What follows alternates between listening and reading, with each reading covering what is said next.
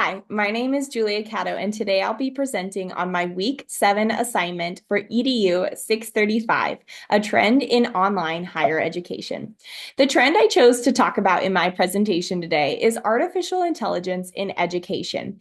First, we're going to review a timeline of the use of AI in education. Next, we're going to look at some positives and negatives to the use of AI in the classroom. After that, we're going to review some relevant literature and data on the subject. And finally, we're going to conclude with practical implications for teachers.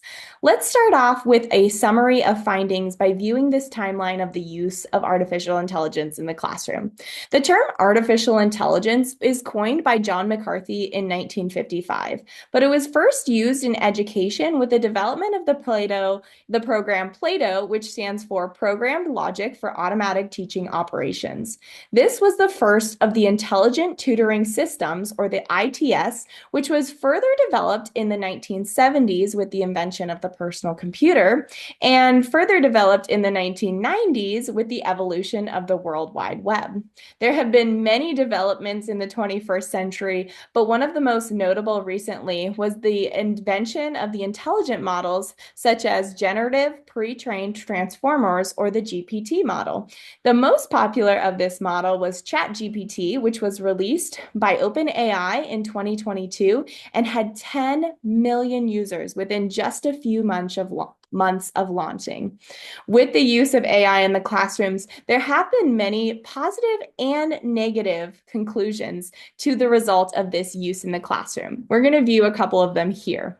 First off, we have our pros, which are personalized learning for students. Because AI is able to provide immediate feedback to students, they're able to receive supplemental content, and this creates a more inclusive lesson and learning environment for students. It also creates greater access to resources for those who may not have been able to access them without ChatGPT or other AI resources. Finally, it's able to help teachers and students manage administrative tasks and also foster critical thinking when used appropriately within the classroom. Next, there are several cons, including privacy and security concerns, potential bias in AI algorithms, which might result in a one-sided view of topics, reduced human interaction, a high implementation cost, academic misconduct when not used appropriately, and unpredictable and inaccurate information that is generated from these AI models. As we can see here, these AI models are being widely used by both students and teachers alike. On the left side, we see that 86% of students are using AI within their schoolwork, and 60% of teachers are using AI in their classroom settings. AI is being used in the classroom. The question is, how do we as educators respond to this trend within higher education? Here are a couple practical implications that we can consider today. And the first is that of professional development. This is a call to both teachers to find professional developments and a call to the schools to offer it.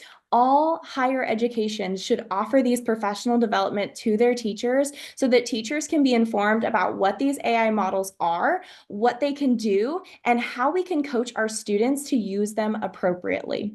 Next, teachers can use AI in their own lesson planning to develop their ideas and their activities. This opens up a whole new world of possibilities as educators can bounce off ideas with AI and no longer have to rely on their own knowledge or the time of others around them.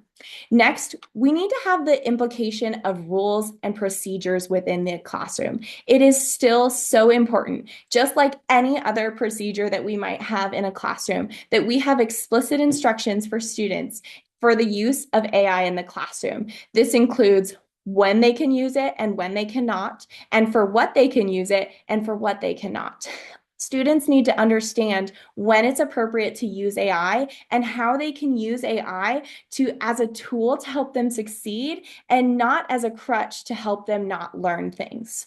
Finally, we're going to use AI in the classroom to help develop the critical thinking skills of both ourselves and our students. As noted as one of the cons in the use of AI can produce inaccurate or incorrect information. And it is so important that we as human beings are both thinking critically as we read through the information that AI generates, and we're also critically analyzing and making sure that it's true, because ultimately we are the ones who are responsible for the information that we use from AI, whether that's inside or outside of the classroom. Here's some further resources to aid in my research, and thank you very much for watching my presentation.